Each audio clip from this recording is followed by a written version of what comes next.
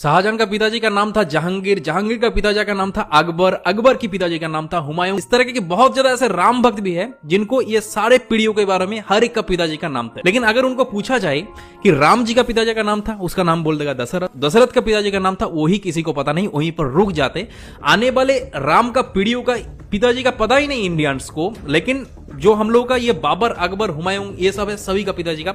एक के बाद एक पूरा एकदम 7 पीढ़ियों तक नाम एक के बाद एक बोल देगा। तो दरअसल आज की इस वीडियो के अंदर आप लोगों को राम जी का पूरा पीढ़ियों के बारे में कि कहां से राम जी आए थे, वीडियो को इतने ज्यादा लोगों के साथ शेयर करो ताकि हर एक इंडियंस को ये राम जी का पूरा पीढ़ियों के बारे में पूरा पता चले। तो प्रभु श्री राम जी का पिताजी का नाम था दशरथ, दशरथ के पिताजी का नाम था अज, अज के पिता का नाम था नाभाग, नाभाग के पिता का नाम था ययाति, ययाति के पिता का नाम था नहुष, नहुष के पिता का नाम था अम्बरीशी, अम्बरीशी पिता का नाम था प्रशुशु, प्रशुशु के पिता का नाम था मरु, मरु के पिता का नाम था सिग्रग, सिग्रग के पिता का नाम था अग्निवर्ण, अग्निवर्ण के पिता का नाम था सुदर्शन, सुदर्शन के पिता का नाम था संखन, संखन के पिता का नाम था प्रबद, प्रबद के पिता का नाम था अंजुमन, अंजुमन के पिता का नाम था दिलीप, दिलीप के पिता का नाम था भागीरथ। और ये वही भागीरथ है जो गंगा को पृथ्वी पर ले आई, जिसको आप लोग भागीरथ के नाम से भी जाना जाता है। राजा भागीरथ के पिता का नाम था कुकुस्त, कुकुस्त के पिता का नाम था रघु, और ये रघु वही राजा है जिनके नाम पर ये रघुकुल पड़ा है। ये बहुत ही पराक्रमी और तेजस्वी राजा थे। आज भी कहा जाता है कि रघुकुल रीत सदा चली, प्राण जाई पर बचन न जाए। तो राजा रघु के पिता का नाम था राजा असमंज, राजा असमंज के पिता का नाम था राजा सगर, राजा सगर के पिता का नाम था राजा